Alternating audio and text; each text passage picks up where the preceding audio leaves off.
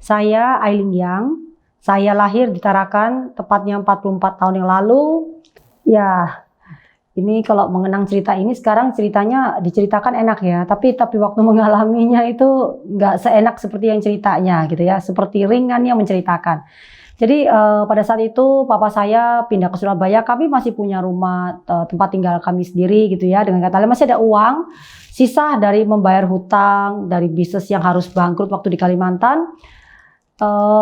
Mulai punya rumah, tapi karena harus memulai usaha sendiri, karena papa saya nggak terbiasa ikut orang. Kemudian butuh modal usaha, tapi nggak berjalan lama. Setelah itu saya teringat 2-3 tahunan harus mulai mengontrak rumah. Jadi setiap 2 tahun kontrak, paling lama 5 tahun kontrak. Itulah yang terjadi pada akhirnya saya dan adik-adik saya juga sama sekolah pindah-pindah. Saya nggak ingat persis bagaimana lamanya adik saya, tapi yang pasti saya berpindah sekolah setiap 2 tahun, kadang 1 tahun, kadang 3 tahun. Dan akhirnya tidak mempunyai teman secara tetap. Reuni TK, reuni SD gitu ya. Saya lupa teman saya yang mana. Waktu kalau SD juga udah pindah berapa kali gitu. Memang kecuali SMP, SMA saya nggak berpindah. Karena waktu itu kontrakan rumahnya di tempat yang sama. Itu aja yang saya punya kenangan. Papa saya bisnisnya bangkrut berapa kali karena saya masih anak-anak, saya nggak inget gitu ya. Tapi yang saya tahu nggak ada jadinya. Ini bagian yang paling nggak enak ya, nggak ada jadinya gitu. Jadi saya lihat papa saya karena tidak punya niatan kerja ikut orang gitu ya. Jadi yang saya ingat cuma satu adalah kami mengalami masalah keuangan tuh sejak kami pindah ke Surabaya. Dan kondisinya nggak lebih baik, lebih buruk. Jadi satu masa saya merasakan bahwa orang tua saya punya masalah yang sangat serius keuangan, di mana kami untuk makan aja di rumah itu bisa dengan orang berantem karena dikarenakan nggak cukup gitu ya. Jadi mencukupkan dengan apa yang ada gitu. Jadi ya adanya segitu ya makannya itu dan dibagi rata dengan kami berenam ya, 4 anak, orang tua, papa mama itu berenam gitu. Dan juga di mana saya tahunya kami lebih miskin lagi dan kami punya masalah keuangan serius banget. Sekolah udah nggak bisa punya kemampuan untuk bayar gitu ya. Dan harus minta surat keringanan miskin gitu ya, jadi keringanan uang sekolah, dan itu pun bayarnya nyicil-nyicil seperti itu. Ya itu satu kondisi yang saya tahu bahwa itu sudah keuangannya serius sekali gitu. Sama waktu itu satu masa yang saya nggak pernah bisa lupa, itu titik poin saya sebenarnya. Saya ingat banget itu saya mau lulus SMA, baru selesai ujian gitu. Terus kemudian kontrakan rumah kami itu persis habis.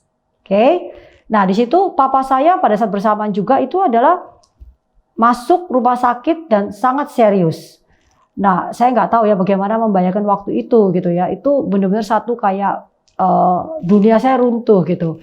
Karena harus keluar dari rumah, papa saya masuk rumah sakit gitu ya. Dan saya dan adik-adik masih kecil, kami belum bekerja dan benar-benar nggak ngerti lah sumber utama keuangan kami itu dari papa. Mama saya benar-benar ibu rumah tangga murni yang ngurusin kami, rumah dan segala macam dan tidak bekerja. Jadi itu satu masa yang benar-benar yang papa saya udah di ICU juga dan harus bertindakan rutin harus dioperasi gitu ya. Dan mama saya waktu itu adalah cuma bisa mengambil keputusan, oke tanda tangan ambilkan tindakan buat papa saya gitu. Dan dia langsung keluar dari rumah sakit. Saya nggak tahu waktu itu untuk apa, tapi akhirnya saya tahu mama saya cari uang. Bagaimana untuk bisa bayar rumah sakit dulu. Oke. Dan pada saat saya ngeliat papa saya di rumah sakit gitu, di ICU, di dalam ruang kaca gitu ya.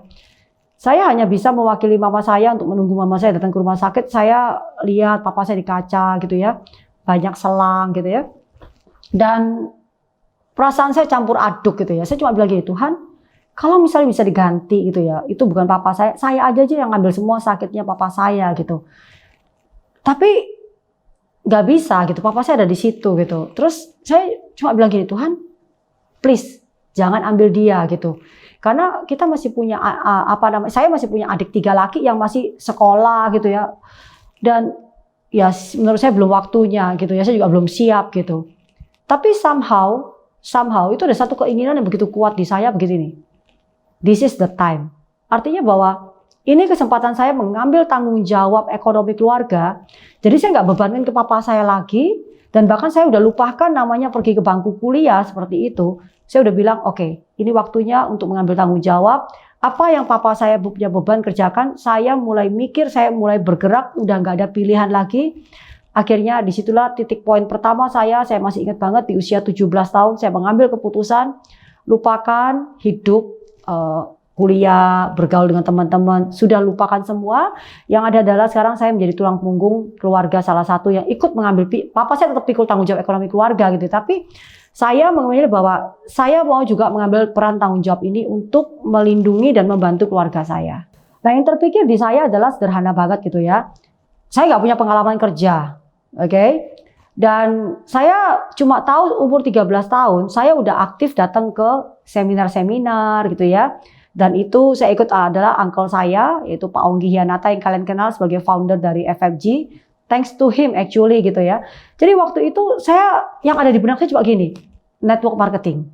Karena saya juga mikir gini, kalau saya kerja ikut orang, salary-nya berapa?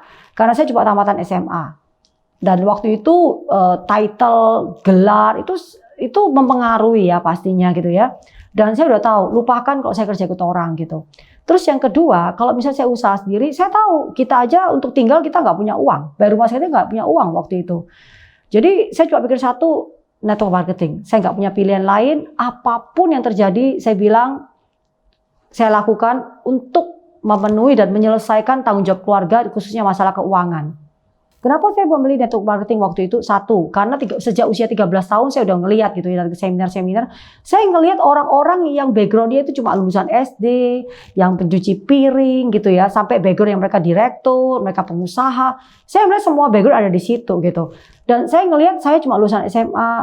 Saya sejujurnya juga nggak pede ya sama background saya gitu ya. Saya juga punya satu kepercayaan diri yang rendah gitu. Tapi karena saya ngelihat bahwa semua background bisa berhasil karena dibutuhkan hanya modalnya adalah impian katanya waktu itu. Dan waktu umur 13 tahun yang lalu saya udah dapet jadi wow gitu kok bisa ya gitu hanya impian. Dan di usia itu saya juga udah bermimpi gitu. Kalau memang ada satu kehidupan orang bisa kerja sementara waktu tahun dan kemudian setelah itu bisa menikmati dan tidak punya masalah dan uang lagi. Saya bilang saya mau menjadi salah satu bagian dari itu. Ya, saya nggak minta ya punya masalah dengan keuangan, tapi waktu mengalaminya sendiri, saya ingat bahwa ini saya tahu this is the time dan saya tahu kalau ada yang bisa mencapainya, even satu orang yang saya itu cukup menginspirasi saya cuma bilang bahwa itu juga akan bekerja buat saya. Ya, sekali lagi ya tentang pola pikir, sebenarnya kalau ditanya waktu itu bagaimana gitu ya, saya mengalir aja gitu. Tapi again gitu ya, saya punya dunia yang berbeda sebenarnya. Satu dunia di mana bahwa saya ngelihat di mana orang tua saya itu ketakutan gitu ya. Terus kemudian setelah itu juga adalah cekcok gitu dalam arti kata ya uang nggak cukup gitu ya. Bagaimana pusing bayar uang ini itu tapi uang tuh nggak ada gitu ya. Jadi ngelihat gitu ya sesuatu yang saya yakin umum lah banyak orang ngelihat dalam kondisi saat ini juga mengatakan bahwa ini nggak cukup. Bagaimana mereka pusing, mereka takut dan segala macam gitu. Tapi satu angle yang lain lagi hidup saya adalah umur 13 tahun karena saya ikut Pak Onggi sering ke seminar gitu ya. Saya ingat orang ngomong tentang masa depan, ngomong tentang kondisi bahwa ini hanya sementara waktu gitu ya, bukan selamanya seperti ini. Saya akhirnya memilih jalan pikiran ini gitu, jalan pikiran yang satu ini gitu ya. Karena waktu saya menggunakan cara berpikir yang dalam dunia training saya ikut Pak Onggi datang, saya merasa saya damai. Saya ngerasa saya ada hope gitu. Dan ketakutan saya bukan nggak ada, tapi bisa seperti kayak ketakutan itu tidak memenuhi saya, tapi ada satu keinginan, keberanian, dan kepercayaan bahwa masa depan itu pasti ada gitu. Nah itu yang akhirnya saya gunakan bahwa it's okay Aileen, ini kondisi hanya sementara saja, oke? Bukan selamanya. Dan ini koma, bukan titik. Kalaupun ada orang ngomong bahwa SMA nggak mungkin lah, ini nggak mungkin lah, kamu nggak punya uang lah, it's okay, itu baru koma, bukan titik. Titiknya saya yang tentukan kapan titiknya di situ. Dan satu pemikiran yang menyelamatkan saya juga adalah satu hal bahwa kalau hanya kekurangan uang, itu hanya sementara waktu. Tapi kalau pikiran saya miskin, itu selamanya akan di dalam miskin. Dan saya bilang tidak. Saya tahu bagaimana rasanya itu nggak punya uang, ya harus keluar dari rumah dan nggak tahu mesti kemana lagi, pergi rumahnya kontrak dan itu cari seadanya sebisanya itu nggak enak banget. Dan saya bilang udah stop. Saya nggak mau hidup selamanya seperti itu. Cukup. Dari umur 8 tahun, dari umur 8 tahun sampai saya ke usia 17 sebenarnya itu sudah nggak nyaman banget. Di usia 17 tahun saya memutuskan untuk mengambil tanggung jawab keluarga gitu ya. Mungkin kalau sekarang saya mikirnya gini, kayaknya itu jadi tulang punggung keluarga secara nggak langsung gitu ya. Walaupun sebenarnya papa saya masih aktif melakukan semua gitu. Saya nggak full 100% juga enggak gitu ya. Tapi komitmen pribadi saya di hati bahwa saya mau mengambil 100% seolah-olah ya udah saya satu-satunya seolah-olah begitu, total gitu ya. Perasaan saya juga nggak tahu ya kenapa kok waktu itu saya nggak merasa kayak beban tuh berat sekali gitu ya. Cuma yang nggak nyaman adalah karena saya ngelihat satu kondisi di mana bahwa kami pindah-pindah, kami makan nggak cukup gitu ya. Contoh misalnya baju gitu ya. Itu saya mau ganti baju baru itu harus 1 tahun 1 kali loh. Dan itu pun kalau dibeliin baju tuh kalau bisa baju tuh ada gininya kan ya gitu ya. Pas gitu ya. Saya dibeliin baju tuh harus sampai sini. Jadi bisa mempertimbangkan tuh pakai bisa untuk 1 tahun ke depan gitu, bahkan bisa 2 tahun tuh awet kayak gitu ya.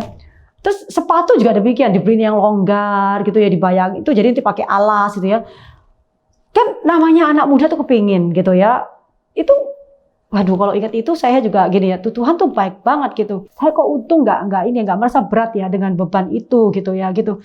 Saya merasa gini karena saya ingat bahwa yang saya punya itu adalah papa mama saya, adik-adik saya. Saya coba waktu papa saya di rumah sakit saya udah janji sebenarnya bahwa Tuhan kalau misalnya mau ngambilnya itu saya, bukan papa saya sebenarnya gitu. Nah, kalau misalnya papa saya diberikan kesempatan gitu kan ya, terus bukan saya menggantikan papa saya cuma minta satu aja, kasih saya kesempatan dan waktu juga untuk saya berkarya, minimal menyelesaikan masalah dasar kami dalam keuangan di keluarga ini. Jadi beban yang kayak misalnya orang bilang ini nggak mungkin, nggak apa, bukan nggak ada, ketakutan itu ada gitu. Tapi kecintaan saya sama tanggung jawab saya untuk memenuhi dan menyelesaikan itu jauh lebih besar dari ketakutan saya tentang omongan orang seperti itu. Memang kalau dipikir gitu ya, itu beban gitu sekarang gitu ya. Tapi waktu itu saya nggak ngerasa apa-apa gitu, karena saya merasa karena nggak ada jalan. Saya kalau mundur itu jurang, saya maju juga jurang. Jadi saya berpikir gini. Link, lu mundur lu jurang, lu maju juga jurang, lu gak ada pilihan. Kalau sama-sama itu jurang, ya udah maju. Saya pikir kayak ya udah jadi warrior maju aja gitu. Yang pasti adalah kalau saya maju minimal 50% saya udah menang, minimal ya 50% menang gitu. Tapi kalau saya mundur itu bukan 50% loh, 100% saya udah kalah semuanya dalam keluarga itu. Kita habis gitu. Walaupun saya tahu bahwa orang bilang burung di udara juga dipelihara, tapi kalau saya memilih kalah doing nothing, aduh saya nggak tahu gitu. Bisa jadi saya nggak mau mikir gitu ya, tapi karena saya nggak mikir itu gitu ya. Saya cuma mikir satu, minimal maju. 50% sudah menang, 50% sudah menang di tangan. Sisa 50% let God do the rest. Itu yang saya yakini. Kenapa saya mau tetap maksain maju? Satu, saya bukan lahir dari keluarga yang secara ekonomi itu sangat berlimpah gitu ya. Benar-benar saya nggak ngomong pas gitu ya, tapi kami minus gitu ya. Dan ya Tuhan tuh lagi itu baik banget. Andai kata mungkin saya dilahir dari keluarga yang sangat berada gitu ekonominya, terus keluarga kanan kiri juga berada sekali dan mungkin mensupport itu tumpah luber gitu buat papa saya. Itu mungkin tidak akan shape saya hari ini gitu ya. Tapi karena hari itu tidak ada pilihan dan tidak ada bala bantuan. Lebih tepatnya saya boleh katakan adalah saya itu kepepet. Saya tuh benar-benar kepepet, tapi saya boleh ngomong itu kepepet yang saya katakan saya terima kasih hari ini is a bless for me. Saya sekarang mengerti satu hal bahwa lingkungan itu adalah segalanya. Saya hidup dari rumah kontrakan pindah-pindah itu kalau lihat kondisi saya cerita tadi ekonomi, sudah pasti rumah yang kami kontrak itu bukan rumah dalam kondisi lingkungan yang layak untuk kami tinggal. Dalam arti kata layak dalam tinggal itu begini. Pasti lingkungan itu adalah lingkungan yang isinya orang itu ngomongnya udahlah hidup itu mengalir aja, udah jangan mimpi kaya, udah bisa makan ya oke. Ya intinya benar-benar yang saya nggak mengecilkan arti rumah di setiap kampung-kampung ya. Saya hidup dari umur 8 tahun tuh kampung ke kampung, kecil-kecil semuanya, bahkan mobil nggak bisa masuk, sepeda motor itu harus dituntun jalan seperti itu gitu. Jadi saya tahu persis kehidupan itu gitu. Cuma yang saya maksudkan di sini adalah dari cara berpikir. Karena di usia 13 tahun saya hadir di pertemuan-pertemuan itu, saya nggak cuma dengar aja keberhasilan orang dari nggak ada apa-apa menjadi apa-apa gitu ya. Tapi saya juga diajarin baca buku. Dan saya bukan pembaca buku yang bagus juga gitu. Tapi karena saya kumpul dengan Pak Onggi gitu ya, dan saya terima kasih untuk itu. Pak Onggi juga baca buku, dengerin kaset karena kami sempat satu rumah gitu ya. Saya kan denger terus gitu. Saya denger terus gitu ya. Dan saya juga lihat bukunya Pak Onggi yang saya balik-balik. Itu kata-katanya itu ada yang kena ke saya. Satu buku The Magic of Thinking Big, berpikir dan berjiwa besar gitu. Nah di situ saya ngerti bahwa ada satu sharing ya, waktu itu dia cerita gitu ya. katanya gini, kalau misalnya saya mau bawa naik kehidupan keluarga saya dalam keuangan, kan target pertama saya adalah keuangan dulu di situ ya. Nah itu minimal, dia kasih contoh ya. Itu bahkan dia bilang, kalaupun kamu tinggal katanya, pilihlah tinggal di area adalah yang kelompoknya itu kok mungkin bahasa gampang itu ngomong elit, tapi bukan sekedar elit daerahnya saja, tapi elit daerahnya otomatis orangnya cara berpikir juga elit gitu ya. Dan di buku itu menceritakan bahwa even kalaupun kamu tidak bisa beli rumah di daerah situ, minimal deket gitu begitu. Kalaupun nggak bisa deket katanya, minimal dia bilang gitu. Udahlah kamu kerja di tukang kebun di rumah itu juga. Jadi saya menangkap message-nya minimal adalah belajar cara berpikirnya. Di situ saya ngerti bahwa itu momentum sebenarnya. Karena sebagai human being, apalagi sebagai seorang anak remaja yang saya itu hidup dalam keluarga, saya nggak mungkin keluar dari keluarga saya gitu ya. Nah, saya tahu bahwa satu-satunya orang yang harus menjaga momentum saya adalah saya sendiri. Saya yang membangun lingkungan sekitar saya. Yaitu pada saat itu adalah saya nggak pernah mau lepas dari namanya pertemuan ke pertemuan ya. Dan kelihatannya diomongin sama gitu ya. Cerita-cerita orang gitu ya, buku yang dibaca gitu ya. Tapi itu apa ya, semangat saya better daripada saya di rumah dengar ada orang berantem dan segala macam. Nah itu cara saya menjaga momentum saya dan saya berterima kasih saya bisa konsisten menjaga itu sampai dengan hari ini gitu ya. Khusus dalam kondisi saat ini itu is really works khusus secara mentally. Nah, oke. Sesi 2 journey ya sekarang. Record. Oke, fokus 3, 2, 1 and fokus. Fokus. Ya. Kamu saya ajak saya ngobrol di topik yang ini, saya lebih bisa ngalir nanti. Ya. Wah, Eling, ceritain dong pertama kali gimana mulai network marketing. Cerita awal network marketing itu berkesan sekali ya buat saya gitu. Karena waktu melihat opportunity-nya itu kayaknya semuanya indah gitu ya. Tapi setelah menjalaninnya itu ternyata tidak seindah dengan apa yang saya dengar. Bukan yang saya dengar, apa yang saya bayangkan lebih tepatnya seperti itu gitu ya, penolakan gitu ya. Jadi waktu mengalami penolakan itu berasanya itu yang ditolak itu saya gitu, kan kok kayaknya mungkin aku kurang pintar ngomong gitu kan ya, kok kayaknya aku kurang pede. Jadi berasa sayahnya gitu. Padahal sebenarnya setelah ngerti ya enggak juga, orang nolak tuh karena nolak peluangnya sebenarnya. Ya kalau ingat itu gitu ya, seperti saya cerita tadi gitu kan saya nggak pernah putus namanya pertemuan gitu ya. Apapun yang terjadi, setiap ada pertemuan saya nggak mau ketinggalan. Saya nggak mau ketinggalan, apalagi kalau dengar sharingnya orang, saya nggak mau ketinggalan gitu. Kenapa? Karena dalam perjalanan di lapangan saya mengalami challenge gitu. Waktu saya kembali ke pertemuan gitu, itu saya berasa kayak baterai itu di recharge gitu kan. Saya bangun kembali gitu, kayak full kembali, saya punya tenaga seperti itu ya. Nah dalam perjalanan di lapangan kan orang pasti bertanya gini kan, kamu joinnya waktu itu gimana? Udah punya uang? Katanya kamu hutang gitu kan? Kata kamu punya hutang di keluarga gitu. Join aja sih hutang gitu kan ya. Nah jadi waktu join hutang pasti pikiran pertama saya adalah begini. Kan saya itu tujuannya mau membantu menyelesaikan ekonomi keluarga. Tapi saya sekarang join bisnis ini kan saya berhutang. Nah saya nggak mau ini menjadi beban lagi gitu kan. Dan saya tahu ini hutang ini akan bisa membantu menyelesaikan masalah hutang yang terjadi sebelumnya gitu. Nah jadi target pertama adalah bagaimana break even point gitu. Jadi ketemu orang begitu tahu marketing plan-nya udah hitung-hitungan kan gitu. Oh tahu pokoknya kalau closing begini ini dapat bonus gini, oke ini break even point gitu. Jadi ketemu orang itu kayak bener-bener yang nggak ada berhentinya. Tadi nggak mau berhenti, terus pokoknya terus saya itu kenal, nggak kenal, ngomong aja. Dan sejujurnya banyak nggak kenal timbang kenalnya. Jadi saya memaksakan diri saya setiap hari harus keluar rumah. Kenapa? Karena harus ketemu orang. Kenal nggak kenal harus ngomong. Kenapa? Karena mau bayar hutang itu secepatnya. Jadi kalau ingat waktu itu gitu ya, harus keluar rumah, itu dengan segala terbatas dan segala macam gitu ya. Memakai resources yang seadanya. Waktu itu kami punya kendaraan sepeda motor gitu ya. Adik saya drop saya, papa saya drop saya kayak gitu ya. Kadang naik, zaman itu masih ada Angguna. Saya nggak tahu orang sekarang tahu Angguna apa enggak gitu. Itu kayak kira-kira mungkin Angguna itu kayak taksi tapi nggak ada AC, yang belakangnya ada baknya. Kira-kira gitulah. Pokoknya kalau nggak di Google Angguna gitu. Zaman dulu ada Angguna gitu ya. Ada Bemo. Kayaknya zaman sekarang juga Bemo kayaknya masih ada transportasi umum gitu ya. Masih ada saya yakin gitu ya. Atau sampai jalan kaki gitu ya. Nah ini trik yang saya lakukan gitu. Saya menggunakan apa? Yaitu adalah bisa di food court gitu ya. Bisa ketemu orang di rumahnya gitu ya. Tapi yang sering saya lakukan kalau saya ketemu di tempat netral adalah saya menggunakan adalah lobby hotel gitu. Jadi kalaupun saya turun misalnya dari bemo atau naik sepeda motor pakai helm gitu ya kan pasti kan panas gitu ya, keringetan gitu ya. Nah, waktu turun dari apapun kendaraan saya pakai gitu ya, saya masuk ke toiletnya dulu, ngerapiin diri, nyegerin muka dulu gitu ya. Terus dan kemudian setelah itu ketemu orang duduk di lobi hotel seperti itu. Kan saya nggak perlu punya budget untuk itu gitu kan ya. Kalau foodnya juga demikian, paling cuma air putih gitu ya. Jadi budget serba minim. Tapi yang terpenting adalah saya memulai dulu gitu.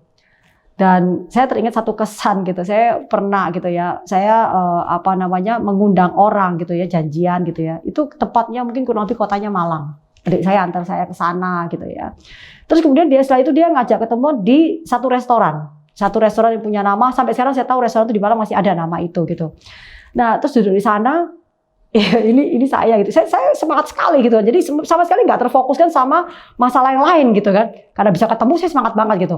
Itu saya presentasi, saya ngomong tentang peluang dan segala macam. Dan dia kan oke, pesen makan pesen. Even saya juga nggak nyenggol makanan itu gitu ya. Dia paksa makan, saya ambil 1-2 gitu ya. Ingat saya masih nggak kepikir apa-apa di situ gitu ya. Tetap ngomong dengan semangatnya gitu. Dan tibalah akhirnya itu harus bayar kita gitu ya. Saya baru kayak aduh saya nggak punya uang. Terus saya ingat banget saya cuma punya uang 50.000 modal ke Malang zaman itu cuma 50.000. Saya cuma senggol adik saya dari bawah. Saya cuma punya 50.000. Kamu punya nggak? Aduh saya nggak tahu gimana proses saya waktu itu gitu ya. Tapi mungkin dia kayaknya ngerti gitu ya. Ya dia yang bayarin gitu ya. Memang dia nggak join, tapi itu pengalaman saya nggak pernah bisa lupa. Oke, itu satu lagi gitu ya. Itu saya ketemu orang di salah satu restoran. Ya kalau kita sebutkan itu restoran yang franchise lah. Sebenarnya nggak terlalu mahal-mahal amat isi makanan itu gitu ya. Sederhananya saya gitu. Semangat lagi, tetap semangat gitu ya. Saya nggak ingat kalau saya nggak bawa duit. Jadi saya bisa bayangin orangnya sudah keluar. Terus kemudian setelah itu, aduh saya benar-benar waktu itu tuh begitu sadar saya nggak pegang duit. Saya cuma diem, saya cuma mikir. Saya akhirnya ngomong sama yang bagian kasirnya. Saya taruh barang saya apa bisa ditaruh gitu ya. Saya keluar, saya cari uang untuk bayar itu bill di restoran itu. Untung hanya makan seadanya waktu itu. Dan kenangan-kenangan seperti ini saya nggak pernah bisa lupa kayak gitu ya. Itu untung saya nggak mikir saya waktu itu punya cukup duit apa enggak. Ada kali saya mikir mungkin saya nggak berani ketemu orang itu di situ, cuma modal 50.000 dan kok saya lupa gitu. Ya itu kebaikan dari pertemuan kali yang membuat saya semangat. Akhirnya pokoknya maju aja. Itu berkesan banget buat saya. Dalam proses yang saya cerita tadi gitu ya, itu kan belum kelihatan hasil gitu ya. Jadi tapi saya udah punya target satu gitu, karena saya ngomong dari awal kan saya mau BIP gitu kan, dan BIP sudah terjadi gitu ya.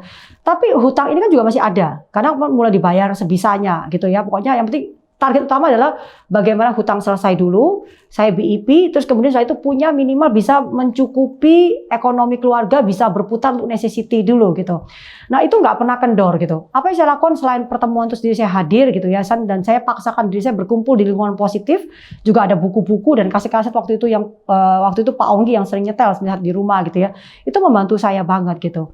Nah tapi sambil itu juga bahwa saya juga sama, saya juga punya perasaan saya sendiri yang tidak orang lain bisa lihat gitu, dan orang lain tidak bisa ikut merasakan seperti itu.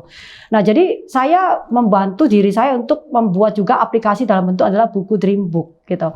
Dan saya ingat banget buku Dream Book itu hanya saya aja yang saya lihat bikin saya semangat. Mungkin orang lain lihat orang nggak mengerti apa sih semangatnya seperti itu. Dan saya waktu itu potong cek ya, bonusnya kita waktu zaman masih cek itu saya potong punya orang, saya print lebih tepatnya, saya ganti ke nama saya gitu ya. Terus kemudian ada angkanya $2.000 gitu.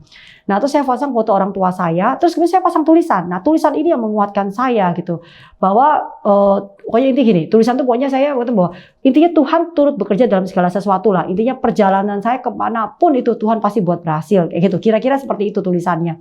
Dan itu saya baca setiap hari. Jadi saya pokoknya begitu pikiran negatif itu datang, pikiran ketakutan itu datang gitu kan. Karena realitanya antara yang mau dipikirkan dilakukan sama kenyataannya kan nggak bisa berubah seketika memberikan tangan seperti itu gitu. Itu saya pasti akan balik ke situ lagi gitu. Saya ngeliat gini, oke, Tuhan pasti bekerja. Tuhan pasti turut bekerja. Dan saya ada satu pegangan yang saya selalu ngomong diri saya begini, Tuhan turut bekerja dalam segala sesuatu untuk mendatangkan kebaikan. Asal saya mau kerjasama dengan jalannya inilah, maksudnya bisa benar-benar Tuhan lah. Artinya kan ya nggak berbisnis dengan cara benar, bukan berbohong gitu ya. Harus lewatin proses, enjoy the process. Yang poin-poin yang utama-utama tentang intinya itu adalah di benernya kayak gitulah, tentang menabur yang benar lah, kira-kira seperti itu. Itu saya perkatakan terus gitu, dan saya ngelihat foto orang tua saya lagi gitu, saya lihat cek itu lagi gitu ya. Saya selalu ngomong bahwa oke, ini adalah saya hanya lakukan bagian saya. Sisanya Tuhan yang bekerja untuk proses ini. Dan setiap kali kalau memang itu saya belum kuat lagi, apa yang saya lakukan? Saya tidak izinkan diri saya itu mengentertain hal-hal yang membuat saya tambah nangis, tambah takut, tambah nggak bisa mengangkat badan untuk keluar rumah. Saya akan apalagi di situ adalah dengan cara adalah saya dengerin lagu-lagu yang saya suka, saya teriak lah. Terus yang saya sering adalah saya memperoleh dengan cara saya membicarakan apa yang saya mau. Contohnya misalnya lulus dari hutang, ya kondisi saya ke depan seperti apa, itu saya bicarakan. Nah, sometimes saya bicara sama diri saya sendiri, sibuk gitu membicarakan dan membayangkan gitu ya. Tapi juga saya punya teman ngobrol waktu itu Pak Ongki yang saya sering ngobrol gitu ya. Seolah-olah itu sudah terjadi seperti itu. Dan atau yang lain juga saya lakukan apa? Saya mengunjungi contoh misalnya ya. Saya tahu bahwa saya udah bebas dari hutang gitu ya. Sudah semuanya urusan bebas sudah gitu ya. Dan saya teringat banget saya taruh satu impian before 25. Artinya sebelum saya masuk umur 25, saya bilang sama diri saya sendiri begini, Aileen, sebelum umur 25, setelah kamu bebas dari semua hutang kamu, yang kamu lakukan adalah satu, saya mau minimal saya bisa beli rumah di daerah yang dikatakan di buku berpikir berjiwa besar itu, gitu ya. Daerah elit, tempat berpikir elit gitu ya. Yang kedua, mobil Eropa, bukan mobil second gitu ya. Karena katanya Eropa itu image-nya katanya safety lah, ada image-nya tersendiri bahwa nyaman juga dan segala macam. Ini saya mau gitu ya. Yang ketiga punya tabungan. Waktu itu saya nggak minta muluk-muluk gitu. Saya cuma minta waktu itu cash dalam rupiah adalah before 25 cuma 1 miliar rupiah. Kalau dirupiahkan, kalau di USD kan hari ini kalau kursnya itu misalnya 10.000, anggap mudah-mudahan gitu ya, itu 100.000 US dollar. Misalnya asumsinya 10.000 gitu ya. Itu aja yang saya taruh. Sehingga itu menjadi salah satu bahan bakar saya 3 impian utama itu. Dan saya berandai-andai, bayangkan, kalau umur 25 kira-kira itu kalau saya hidup normal kira-kira saya ngapain ya? Oh, saya mulai cari tahu. Oh, umur 25 itu biasanya rata-rata sudah mulai baru lulus kuliah gitu ya. Di usia 25 saya menaruh impian saya adalah setelah bebas dari hutang ya. Hutang sudah lunas semuanya gitu ya, udah BIP sudah semuanya inti gitu. Nah, saya akhirnya karena belajar harus bikin impian lagi ya, sudah selesai bikin lagi gitu kan ya. Saya tulis lagi bahwa 3 yang besar waktu itu adalah satu, minimal saya harus beli rumah di daerah yang elit, yang saya baca di buku berpikir jiwa besar itu, supaya bawa saya naik gitu. Terus kedua adalah mobil, ya mobil Eropa juga sama dari showroom gitu, baru ya, bukan yang second kayak gitu. Karena yang pertama saya masih beli mobil, saya sudah memenuhi satu impian saya beli mobil. Secara second itu waktu saya buka-buka koran setiap hari gitu ya, sampai akhirnya terbeli gitu ya. Tapi yang sekarang saya nggak mau gitu. Terus yang ketiga adalah minimal, saya nggak minta banyak. Waktu itu cash rupiahnya itu hanya 1 miliar rupiah aja sebenarnya.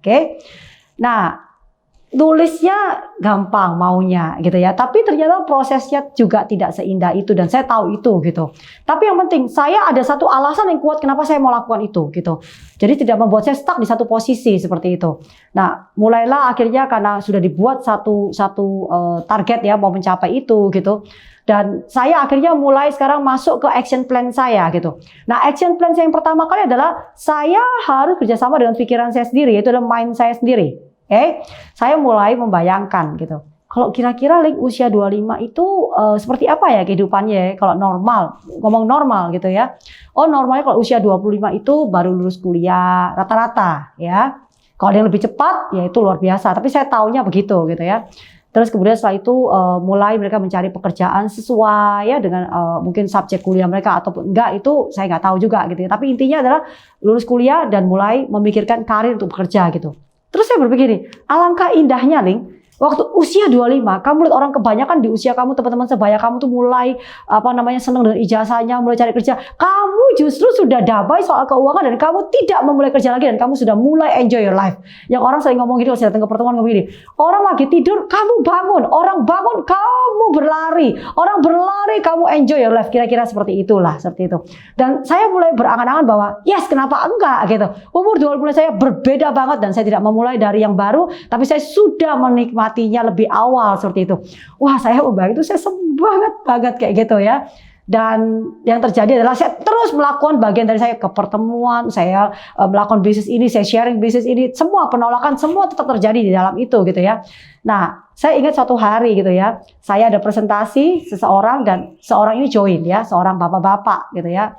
Jauh lebih senior dari usia saya gitu.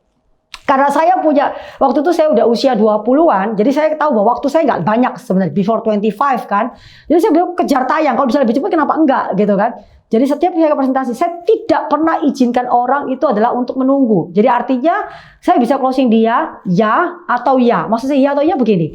Jadi saya closing dia, misalnya dia belum closing, nggak apa-apa. Buat saya adalah hari itu lanjut ketemu daftar nama nih berikutnya, ketemu teman yang berikutnya. Nah, kalau dia join hari itu juga, itu buat saya adalah langsung closing dulu, transaksi dulu dan segala macam. Dan setelah itu adalah kita langsung ketemu, bikin rencana ketemu sama orang gitu ya. Dan saya ingat ada seorang bapak itu kami mulai janjian dari pagi hari, kayak 1 harian itu saya janjian. Nah, dia bikin daftar nama dia gitu ya, kita kunjungi satu persatu dan orang pertama yang kunjungi waktu itu saya ingat banget itu Pak Daniel. Yang which is hari ini adalah beliau adalah pasangan hidup saya gitu ya. Itu proses ketemu pertamanya gitu. Dan saya ingat dia masih nolak waktu itu, tapi it's okay gitu ya. Terus saya bilang sama saya punya ini ya, saya punya partner, it's okay. Kita pergi ke tempat yang kedua lagi, ketiga lagi dan seterusnya. Nah, dari semua itu ada yang nolak, ada yang belum mau join dulu, tapi ada yang join kan. Nah, yang join itu, kan saya semangat banget dong. Yang join itu, saya kembali lagi ke pertama, itu kembali ke Mbak Daniel, saya begitu. Ini join loh, bla bla bla bla bla bla, seperti itu ya. Kan saya semangat banget ya. Dan disitulah singkat perkenalan saya dimulai sebenarnya gitu ya. Dan itu baru bagian kecilnya gitu ya, yang apa namanya, saya ketemu orang, saya seperti itu. Karena sakit kepinginnya cepetnya itu loh, karena sudah hitung-hitungan kan, saya udah mulai hitungan, oke, kalau misalnya rumah rumah seperti apa yang kamu mau pergi gitu ya, rumah apa yang mau beli, mobil seperti apa gitu kan. Tahu nggak, dalam kondisi saya mengalami penolakan, apa yang saya lakukan? Saya udah desain, bukan saya gini, oh enggak, saya cuma mau beli rumah, tapi rumah seperti apa? Ya nggak tahu, cukup punya uang, enggak. Karena saya belajar di pertemuan nggak seperti itu. Saya cari, saya cari ke apa namanya, kan banyak pameran-pameran waktu itu gitu ya, saya datengin pameran-pameran, saya bawa pulang brosur, ada segini brosurnya, bawa pulang rumah waktu itu gitu ya. Terus mertua saya, orang tanya, lo kamu mau beli yang mana? Yang penting saya ngambil dulu gitu kan. Nah, saya teringat banget apa yang saya lakukan dengan itu adalah gini. Yang saya pas, ya saya ketemu juga dengan marketingnya, saya datengin, ketemu area lokasi, saya kelilingin sama-sama dengan marketingnya gitu ya. Jadi setiap kali saya mengalami satu kondisi yang nggak nyaman, saya pasti akan datang ke situ. Pasti akan datang ke situ untuk melihat dan merasakan sampai saya dapat feelingnya di situ. Saya bangkit lagi semangatnya. Demikian juga dengan mobil. Disuruh datang ke showroom mobil, saya datang. Ya, nah kenapa akhirnya saya memutuskan mobil pertama saya Eropa itu zaman itu adalah BMW harus sebut gitu ya. Itu pun saya join, mau beli mobil apa? BMW kah? Mercy kah? Saya belum tahu gitu ya. Yang penting mobil Eropa, saya ngomong gitu. Tapi pas saya datang ke showroom, ada pameran ya, ada pameran. Itu pas saya berhenti di satu pameran itu di standnya BMW. Saya nggak diladenin, nggak jelas sama marketingnya. Ya it's okay, nggak apa-apa, karena saya cara berpakaian saya dan segala macam juga tidak menjual lah pasti gitu. But it's okay, tapi itu satu momentum buat saya gitu kan. Saya pengen buka aja kunci mobilnya, pengen ngomong, pengen test drive, nggak dilayanin, nggak ada satu pun yang ngelayanin saya. Terus saya langsung ngomong, beli mobil ini. Oke. Terus saya bilang, beli mobil ini, pokoknya BMW. Langsung saya putuskan, BMW pokoknya. Waktu tipenya 325A. Pokoknya tipenya kepala 325 kalau nggak salah itu. Saya bilang, pokoknya saya mau mobil ini. Saya nggak mau mobil yang lain ya pokoknya gitu. Saya bilang, saya pasti beli tapi saya nggak kembali ke marketing yang ini. Tapi BMW saya bilang begitu. Ya itu membuat panas ya. Jadi saya kayak ada ketemu lagi satu yang gitu loh. Sehingga ini juga membantu saya melewati segala proses menjaga momentum saya sampai dengan tercapai. Begitu tercapai, wah perasaannya tuh happy-nya luar biasa. Dan tapi Tuhan kasih itu luar biasa. Pada akhirnya usia 25, before 25 terpenuhi semuanya. Saya menikah di tahun 2000. Itu saya berusia 22 tahun. Artinya saya masih punya waktu 23, 24, 25, 3 tahun. Dan cerita saya tadi kelihatannya gampang gitu kan. Itu proses waktu memutuskan bujang sebelum married gitu ya. Dalam proses itu ceritakan saya ketemu Pak Daniel gitu ya. Saya menikah dengan dia di tahun kami menikah tahun 22, umur 22 saya tahun 2000, oke. Terus dan kemudian setelah itu saya hamil. Nggak lama dari itu saya hamil. Anak saya yang pertama lahir di 2001. Oke, saya nggak pernah bisa lupa proses itu. Nah, bagaimana dengan saya punya impian yang 3 yang saya mau tadi itu? Apakah berubah atau tetap? Ini pertanyaan. Karena kehidupan waktu saya bujang sama kehidupan setelah saya menikah itu berbeda sekali gitu. Saya membayangkan kayaknya pasti nggak lebih complicated lah, karena nggak ngerti gitu ya. Tapi ternyata setelah saya menikah, saya mengalami kehidupan berbeda lagi. Ternyata masih punya hutang. Gitu. Memang hutang itu bukan dibikin untuk utang konsumtif, utang dari usaha. Karena waktu itu Pak Daniel dia berusaha di wira swasta. Tapi saya menganggap bahwa itu utang kami sudah. Sementara keluarga saya sendiri, orang tua saya kita masih punya masalah di situ gitu kan.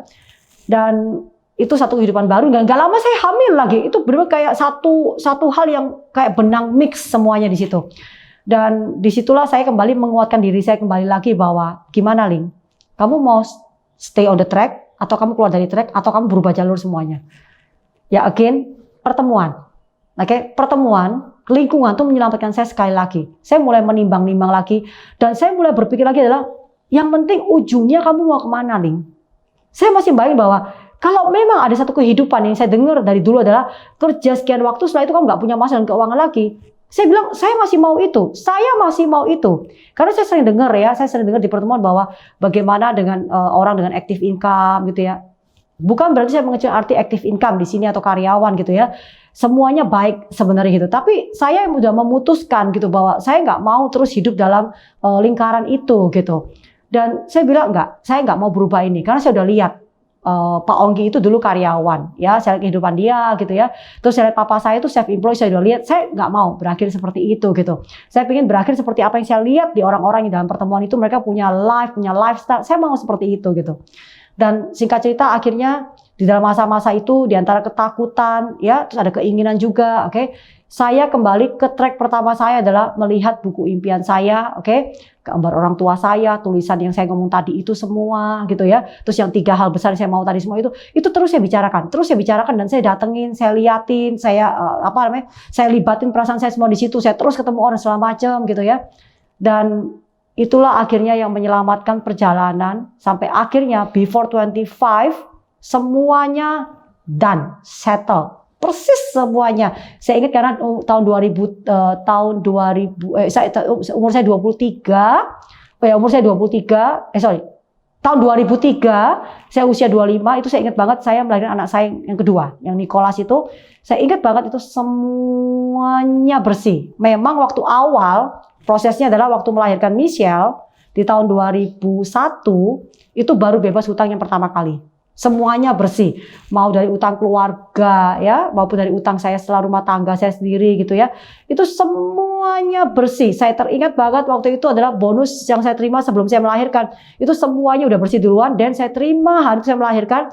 Bonus yang pertama itu sudah bonus yang benar-benar sudah bukan bonusnya hutang. Udah bersih banget. Jadi bisa bayangin waktu membuat impian itu, saya melewati pernikahan dengan aduh kayak kok ada utang gitu. Itu kayak bumi runtuh lagi gitu ya.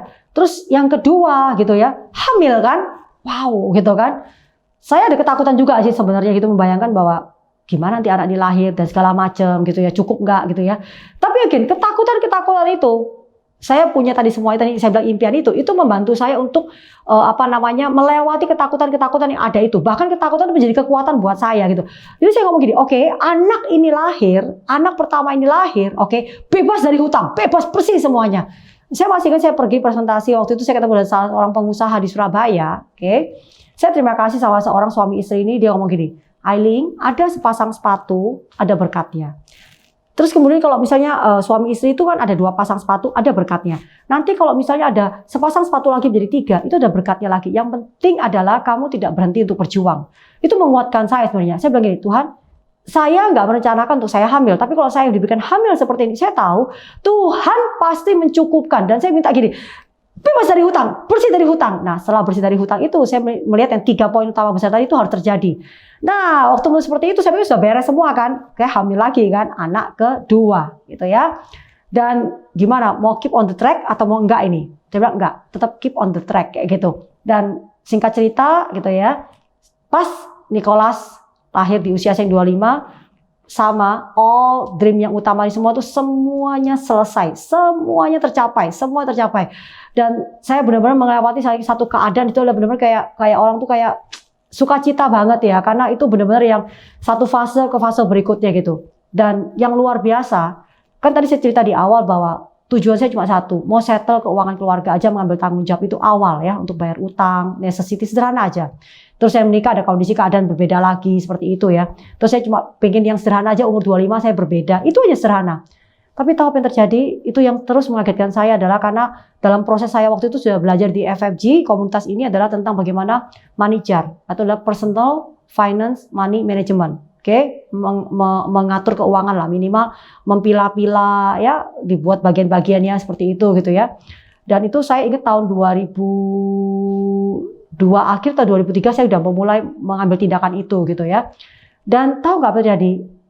Saya nggak pernah nyangka, saya nggak ingat persis ya, tapi pokoknya di antara 25 sama before 30 saya, I hit 1 million, nanti 1 juta US dollar saya gitu. Saya bilang, so wow. Saya nggak membayangkan sejauh itu sebenarnya. Tapi saya nggak menyangka bahwa saya menerima itu semua gitu. Jadi saya cuma mau ngomong bahwa it's a bless for me. Ya, so after 25 sama before 30, saya udah masuk satu kondisi yang benar-benar itu tenang banget gitu ya, tenang banget.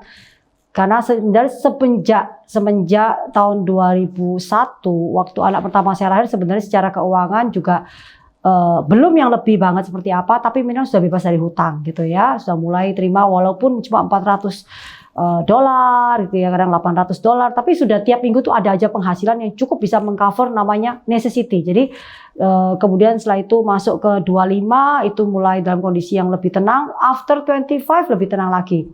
Nah, saya berpikir waktu itu adalah dengan uang segala macam tuh, segala hal tuh udah beres. Kalau udah punya uang itu urusan tuh beres aja gitu. Ternyata enggak gitu ya. Ternyata punya uang juga punya masalah. Bedanya, masalahnya beda gitu ya.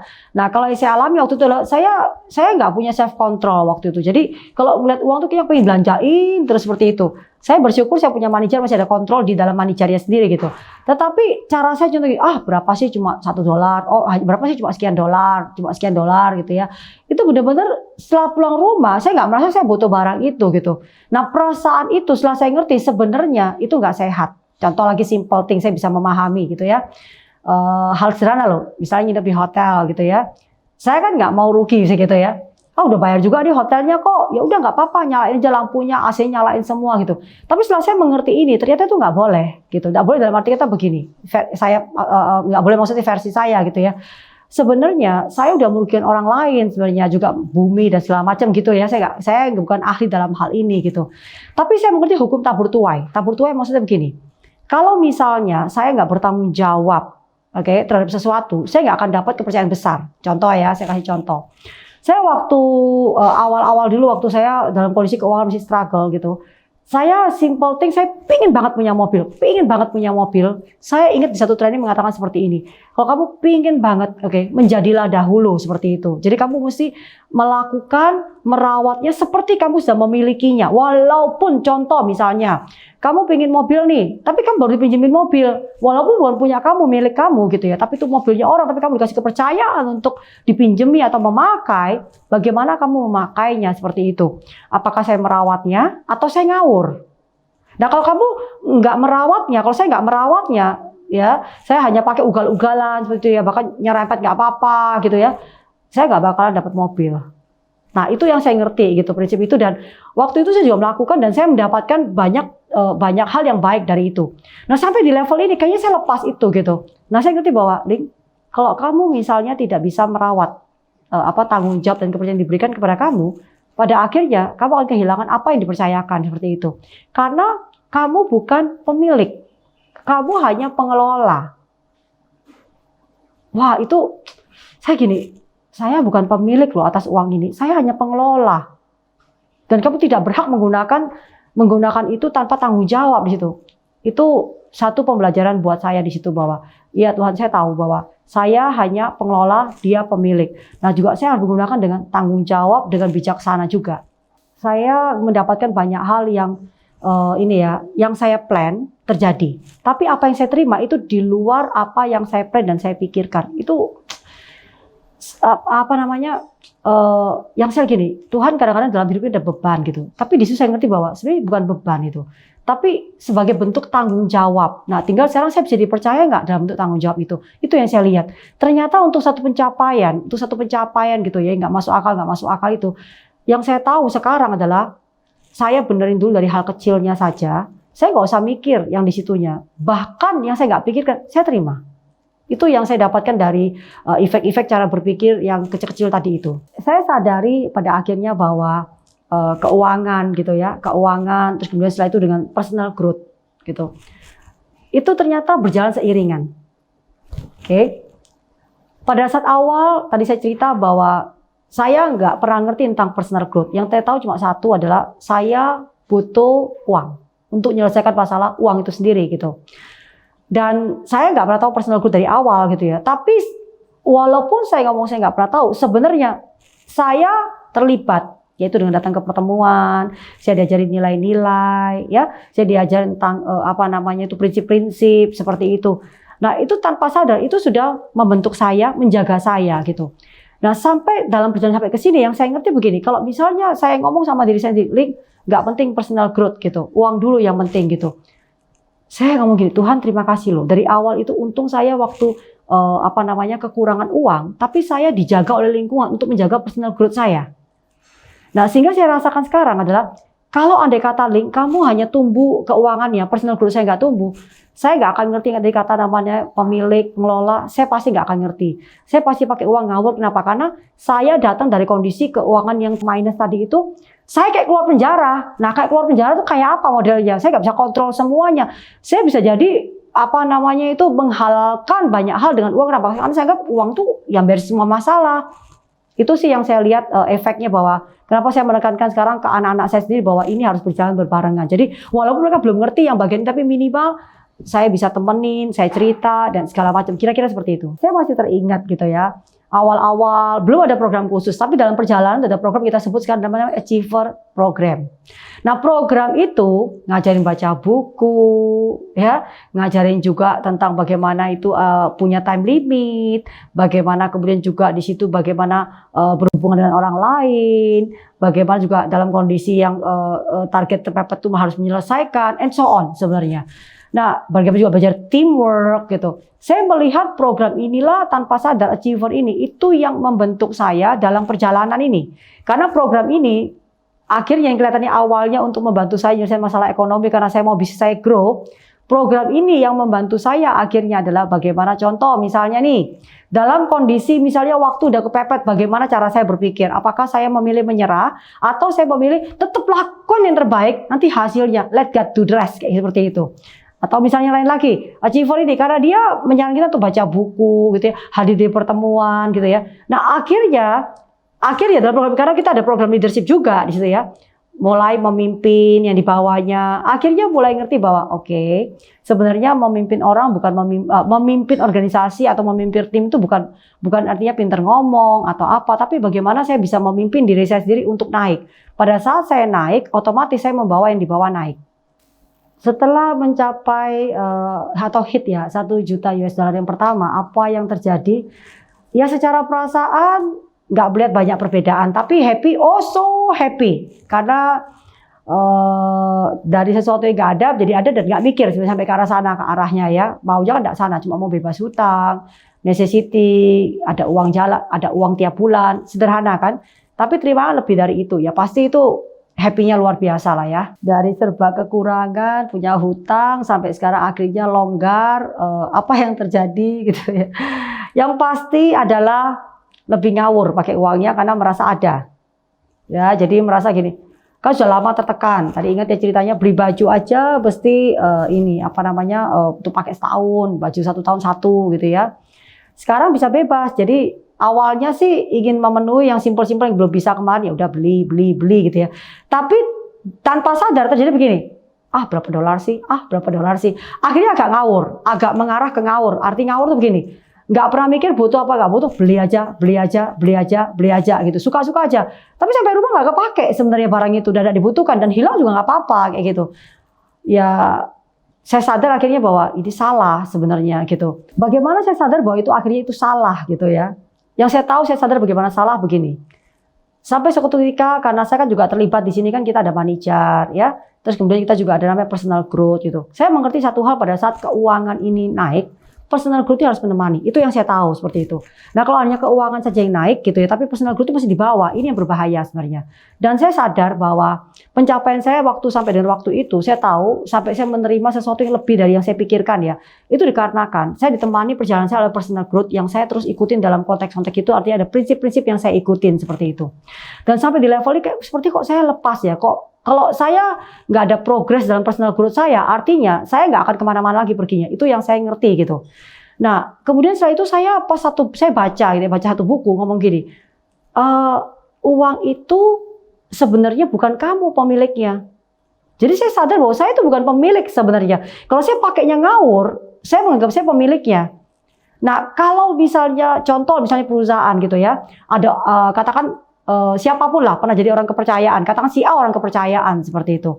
Terus kemudian setelah itu si owner itu mempercayai 100% bisa ambil uang, bisa transfer, bisa segala macam gitu. Just imagine kalau misalnya saya atau Anda sebagai pemiliknya gitu ya, ownernya gitu. Dan kemudian dipercaya ini pakai uang ngawur, nggak ada pembukuannya, terus uang hilang kemana nggak tahu, tiba-tiba habis begitu aja.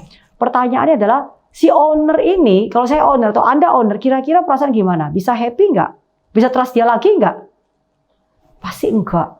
Dan saya berpikir gini, yang saya terima sampai dengan hari ini, itu bukan karena kemampuan saya pribadi sebenarnya. Memang saya melakukan bagian saya. Tapi saya ngomong di awal bahwa the rest let God do it. Saya tahu bahwa ini bagian Tuhan sebenarnya. Bukan bagian saya. Bagian saya memang melakukan disiplin, melakukan kerja dan segala macam. Never give. Iya, tapi kalau misalnya, kalau bukan Tuhan yang izinkan, saya nggak terima semua itu sebenarnya. Dan saya tahu bahwa, iya ya, saya ini bukan pemilik. Tapi saya memperlakukan sebagai pemilik, bukan sebagai pengelola. Di situ saya sadar bahwa saya salah sebenarnya. Iya, personal growth sama sisi keuangan tuh saya nggak bilang lebih cepat, tapi minimal harus jalan berbarengan. Menurut saya gitu ya. Kenapa? Karena ada yang bilang begini kan, bahwa orang bilang uang itu ada yang bilang bisa bikin orang jadi berubah gitu. Saya sih menyebutnya begini ya, uangnya itu sih nggak jahat dan nggak salah sebenarnya. Tapi yang jahat dan salah adalah cinta akan uangnya itu sendiri, sehingga akhirnya cinta akan uang itu sendiri adalah akar dari segala kejahatan. Kita tahu seperti itu gitu. Jadi sebenarnya uangnya sendiri itu nggak salah, juga nggak jahat sebenarnya. Nah, cinta akan uang kan bicara mengenai hati. Nah, itu bicara juga personal growth kita gitu ya. Dan saya tahu satu hal, bahwa saya udah pernah tahu susah gitu ya, udah tahu bagaimana kekurangan tuh nggak enak banget. Pasti saya nggak mau kembali ke lubang itu lagi gitu. Dan saya cuma satu aja, bahwa saya tahu bahwa kalau saya dipercaya, otomatis saya dapat tanggung jawab yang lebih besar lagi. Nah, saya tahu bahwa saya menerimanya hanya bentuk tanggung jawab aja kok. Setelah saya mencapai keuangan tenang gitu ya. Terus kan kemudian apalagi berikutnya seperti itu. Kalau tadi kan saya bilang before 25 gitu ya. Nah, ini tantangan yang menarik sebenarnya karena saya berada di bisnis jaringan gitu ya. Terus juga di FFG banyak mengedepankan tentang personal growth ya. Selain kita bicara mengenai bisnis kita grow gitu ya, harus gimana personal growth gitu ya. Di situ saya dituntut lagi adalah ayo punya network global. Jadi membangun global buat saya gini, aduh ini satu masalah tersendiri ya, karena saya nggak bisa berbahasa Inggris gitu kan. Terus kemudian saya juga pernah terbang jauh-jauh yang jauh banget gitu ya. Percaya apa enggak? Mungkin banyak yang nggak ngerti juga bahwa, atau nggak tahu lebih tepatnya gitu. Saya kalau misalnya naik pesawat terlalu jauh atau dalam mobil terlalu jauh gitu ya, itu saya bisa pusing kayak gitu. Ini sudah lumayan, karena perjalanan waktu awal saya memulai dari cerita awal saya tadi itu, saya nggak bisa naik mobil, karena bisa naik beca, naik bebo, naik sepeda motor, sedikit cerita aja gitu ya. Kalau saya harus naik mobil gitu ya, yang dulu gitu ya, karena saya bisa muntah-muntah, naik pesawat muntah-muntah gitu ya. Ya ini a set of joke lah ya, set of joke gitu ya. Saya minum antibo gitu ya, kadang-kadang nggak tahu ini bener apa enggak ya, tapi saya saya ikutin, salon pas atau apa itu saya pasang di udel. Tapi it works for me, kadang bawa kantongan kresek gitu ya, kalau siap muntah gitu ya. Ini nggak ada yang tahu kan gitu kan. Nah, sama saya sekarang bisa naik pesawat, bisa naik mobil bisa gitu ya. Tapi jarak yang terlalu jauh kok kelamaan saya pasti nggak kuat biasanya. Jadi saya bayangkan another challenge lagi seperti itu gitu ya. Tapi satu angle sendiri bahwa Pongki bilang, gak apa-apa, perkataan aja gitu. Ya again, saya juga punya namanya ketakutan sama alasan-alasan sehingga saya nggak mau ke sana gitu perginya gitu ya.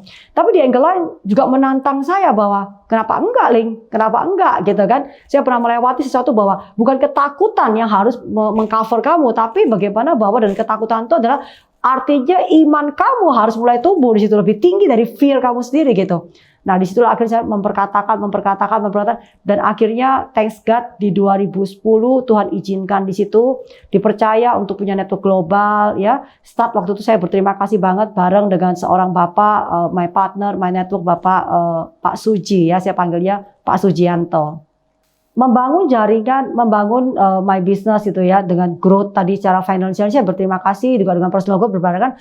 Kalau sekarang kita kenal dengan satu program namanya adalah Achiever. Nah, dari program inilah sebenarnya membantu bagaimana dari business grow ya, terus kemudian setelah itu bagaimana ada manajer di dalamnya, itu semua bagian dari program itu. Terus kemudian juga bagaimana membangun jaringan secara global, oke? Achiever, program yang sekarang kali kita istilahnya itu really membantu saya bagaimana membuat duplikasi dan multiplikasi itu berjalan tuh menjadi ini ya, menjadi pada tempatnya. Sebenarnya pertemuan itu kan lingkungan sebenarnya. Kedua adalah dari cara berpikir, karena kita mesti temani oleh cara berpikir. Pada saat cara berpikirnya sendiri itu bukan sesuatu yang mendukung ke sana gitu ya. Tentu dalam menjalankannya kita pasti akan menggunakan cara berpikir juga yang sebaliknya. Jadi biar bagaimanapun untuk mencapai sesuatu butuh lingkungan yang sehat yang terus mendukung dari waktu ke waktu supaya momentum terjaga, karena dalam proses perjalanan kita tidak serta-merta semuanya mulus, akan mengalami gelombang. Nah, gelombang inilah dibutuhkan lingkungan, dibutuhkan namanya pertemuan itu sendiri, dibutuhkan juga cara berpikir yang tepat yang menemani ini bagaimana tetap stay di situ. Bagaimana akhirnya bisa globally gitu ya. Sebenarnya ini satu proses tersendiri lagi seperti itu. Seperti saya cerita tadi, saya punya juga ketakutan, beberapa alasan yang membuat saya untuk gak melakukannya gitu. Tapi waktu Pak Onggi bilang, perkatakan aja gitu ya. Ditambah juga saya melihat bahwa ada satu adventure yang baru gitu ya, challenge yang baru yang menyenangkan gitu. Dan saya pikir kenapa tidak gitu. Dan akhirnya saya menyampaikan semua yang saya pikirkan tadi, yang saya takutkan. Dan saya ingin mengubah bahwa sekarang ini adalah bagaimana fear sekarang ini itu tidak menguasai saya. I have fear, yes, but let my faith lead me, not my fear lead me. Seperti itu yang membuat kita akhirnya oke, let's go, seperti itu. Nah, waktu pengalaman pertama gitu ya, melakukan untuk punya global seperti ini ya, saya udah nggak mau mikir apapun yang saya kekurangan nggak punya gitu ya. Tapi saya juga begitu, jalan aja deh gitu, just go gitu aja, udah nggak mikir lagi, akhirnya berjalan dengan iman aja lah awalnya itu gitu ya. Nah, sehingga waktu mempunyai global seperti ini, saya ngelihat setelah proses bahwa oh ternyata bahwa memang ya kita set goals itu memang adalah sebenarnya sama dengan namanya set juga untuk personal growth. Jadi saya ngelihat bahwa kenapa tidak juga buat saya untuk set satu goal yang baru, karena ini adalah bagian dari untuk set my personal growth juga sebenarnya. Nah, waktu proses dimulai, karena saya tahu bahwa ini part of my journey juga dari personal growth khususnya, dan saya nggak cuma dapetin itu aja gitu ya, tapi saya juga dapetin banyak bahwa set my new goals ini, set my personal growth, tapi juga banyak adalah set saya punya spiritual journey. Nah, ini dimulai di situ. Jadi waktu memulai perjalanan global pertama kali Tuhan percayakan waktu itu adalah menginjakkan kaki itu di Afrika, ya tepatnya itu ada di Douala, Kamerun, ya. Dan sampai menyebar ke Afrika, negara-negara yang lainnya, sampai ke benua Amerika dan Eropa ya. Itu awalnya sangat tidak nyaman karena begitu banyak tantangan-tantangan di dalam. Yang saya sendiri juga tidak begitu mengerti apa yang terjadi, sebenarnya seperti kayak benang kusut gitu. Tapi again, nggak ada ketakutan. Dalam arti ketakutan gini, kok complicated dan segala macam. Tahu ada gitu ya, tapi menjalaninya itu merasa enteng. Oke. Saya jadi keingat sekarang begini, sekian puluh tahun yang lalu, arti kalau saya ngomong sekarang berarti 20 tahun yang lalu gitu ya. 20 tahun yang lalu saya mengalami up and downs gitu ya. Dan sudah membangun jaringan, dipercayakan, terus setelah itu menjadi nol lagi, seperti itu. Waktu saya dipercayakan global ini, saya cuma ngeliat satu aja. Kok seperti film yang terulang, seperti itu. Jadi waktu saya memulai membangun global itu, saya melihat bahwa kalau misalnya itu dimulai lebih dini gitu ya, bukan 2010 itu artinya setelah 10 tahun, itu pasti saya nggak akan siap. Dan juga belum waktunya buat saya gitu. Tapi pada saat 2010 itu saya tahu bahwa sebenarnya saya udah dipersiapkan di tahun mundur sebelumnya. Nah ini loh yang saya perkatakan bahwa saya mengerti bahwa pada saat bisnis saya naik, ya otomatis kalau bisnis naik, keuangan juga naik seperti itu ya. Diimbangi oleh personal growth, saya mengerti adalah ini loh yang akhirnya membantu saya, yang kelihatan sederhana ini, yang kemarin itu mempersiapkan saya sekarang ini. Jadi waktu ngelihat begitu banyak kayak benang kusut di sana gitu ya, kok saya bisa punya self control yang lebih baik daripada saya sebelumnya ya. Terus kemudian setelah itu saya bisa punya people skill, berhubungan dengan orang yang lebih baik dari saya sebelumnya. Mungkin untuk yang teman-teman yang mendengar saya sharing saat ini itu nggak percaya gitu, ngelihat saya kurang lebih 20 tahun yang lalu itu nggak seperti saya yang hari ini. Maksud contoh misalnya ya, saya yang dulu saya ngomong sama orang itu kasar gitu ya. Kalau saya nggak suka sama orang tuh saya bisa tindakan dia fisik dan segala macam lah. Jadi benar-benar kalau ingat kembali gitu, aduh Aileen kamu brutal sekali 20 tahun yang lalu gitu ya. Dan saya nggak kebayang gitu kalau ada kata saya waktu diberikan kepercayaan 2010 itu di teman-teman di Afrika kalau saya brutal banget tuh kayak apa seperti itu ya. Jadi saya ngerti satu hal memang saya dipersiapkan, makanya sometimes ya banyak kita atau saya sih juga berpikir bahwa saya nggak suka masalah, nggak ada satu orang yang suka masalah gitu, tekan dalam hidup gitu. Tapi setelah saya melewatinya, saya mengatakan bahwa berterima kasih melewati itu dan berterima kasih mengalami itu. Ternyata yang dialami itu kelihatan waktu itu nggak enak gitu ya, tapi setelah melewatinya baru tahu bahwa oh ada itu, untung ngelewatin itu. Kalau nggak ngelewatin itu nggak mungkin jadi yang hari ini. Jadi sebenarnya satu tantangan dalam hidup adalah sebenarnya satu anugerah, satu berkat, satu kado yang dipersiapkan untuk sesuatu yang lebih baik yang saya waktu itu belum pernah lihat sebenarnya atau belum tahu dan juga belum membayangkan. Jadi ada cerita yang menarik ya, waktu pengalaman waktu awal di Afrika berbarengan gitu ya. Seharusnya berangkat sama-sama sebenarnya ya. Ada Pak Onggi, ada Bu Chandra, ada Yuliani gitu ya. Ada Pak Suji sama saya bareng-bareng gitu. Tapi somehow satu kejadian terjadi gitu ya. Yang ada adalah waktu itu saya akhirnya harus terbang sendirian bersama Pak Suji ke Douala, Kamerun gitu. Nah yang lain-lainnya waktu itu belum bisa nyusul. Ya belum bisa bersamaan tapi akan nyusul gitu. Nah acara udah di-set semuanya, sudah di-set semuanya gitu ya, sesuai dengan kedatangan Pak Onggi dan teman-teman gitu ya. Tapi ternyata berubah. Nah waktu berubah itu, di situ yang menarik, acara udah di-set dan mau nggak boleh dibatalin gitu ya. Dan saya ingat tadi kan saya bilang bahwa saya belum siap menghadapi ribuan orang dan saya belum bisa berbicara dengan bahasa Inggris. Apalagi bahasa utama mereka bahasa Prancis. Jadi bisa ngerti, mereka juga nggak ngerti Inggris, mereka pakai bahasa Prancis. Saya berbahasa Indonesia nggak ngerti berbahasa Inggris. Jadi bagaimanalah kita? Nah itu babak baru kehidupan dimulai di situ ya. Jadi no choice gitu ya. The show must go on. Acara berjalan semuanya, ya saya harus handle juga di situ bareng Pak Suji gitu ya. Karena saya leader dari Pak Suji, saya harus ambil bagian lebih banyak di situ bertanggung jawabnya. Ya, cerita memang susah membayangkan, tapi waktu itu everything, kalau saya bilang so nice aja, kenapa nice? Itu titik awal permulaan saya mesti nge-push diri saya untuk bisa berkomunikasi. Menggunakan bahasa tubuh, bahasa yang sebisanya, antara bebek sama ayam. Tapi don't know kenapa, yang terjadi adalah kita nyambung aja. Ya, mungkin saya ngomong kita nyambung aja, mungkin orang juga nggak tahu juga gitu ya. Tapi intinya terjadi sampai dengan hari ini gitu ya. Tapi itu satu cerita tersendiri dan di situ saya udah nggak mikir lagi namanya bahwa bisa bahasa Inggris kah, bisa bahasa Prancis kah, nggak bisa kah, sudah bukan masalah utama lagi. Yang penting jalan aja. Ya puji syukur berjalannya waktu minimal bisa berkomunikasi. Saya mulai upgrade bahasa Inggris saya, mulai bisa minimal lah. Bukan yang fluently sekali dalam berbahasa Inggris, tapi minimal kalau berbicara berbahasa Inggris yang sederhana, simple saja.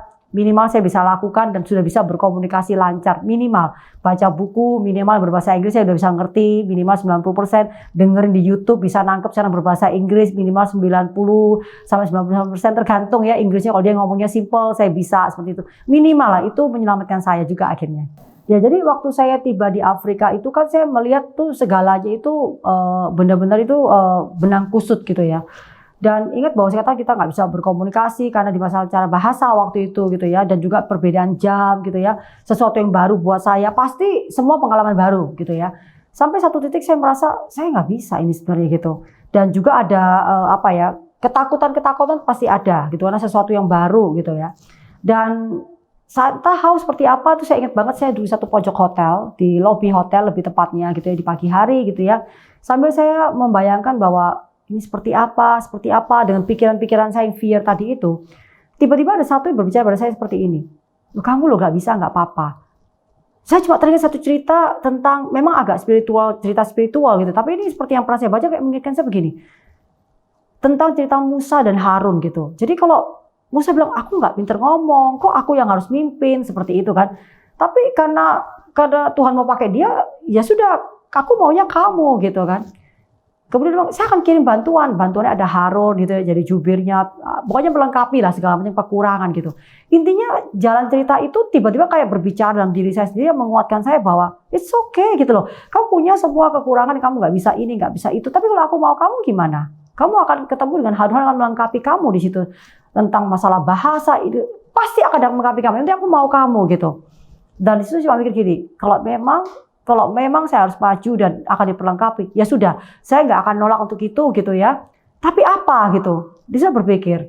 Dan kemudian setelah itu saya ngelihat satu tayangan film, gitu ya, tayangan film tiba-tiba tampil di layar TV. Waktu itu saya bilang acara bola, karena momen itu pas acara bola itu ada di Inggris. Itu saya nonton tuh semua pemain bola itu di lapangan hijau, mereka tuh kayak bergandengan tangan seperti ini gitu ya. Nah, saya lupa ya, apakah saya melihat tulisan itu apa enggak, tapi saya teringat waktu jadi itu gini, kok seperti ada kata-kata freedom seperti itu. Tiba-tiba kayak saya bangun gitu, saya kayak ada terbangun gitu ya, ada kekuatan gitu bahwa aku melihat sebuah freedom yang besar akan terjadi seperti itu. Nah terus saya bilang, tapi saya bisa apa? Nelson Mandela bukan, ya kan? Dan saya bukan siapa-siapa gitu kan. Terus ada terlintas seperti ini pikiran ini. Memang kamu bukan siapa-siapa, kamu Ailing memang, tapi ingat satu hal, kamu hanya bisa memberi dari apa yang kamu punya. Terus saya mikir gini, apa yang saya punya ya? Saya tanya lagi, apa yang saya punya ya? Dan seperti mengingatkan kembali, ingat kamu punya apa? Kamu punya cerita perjalanan hidup kamu.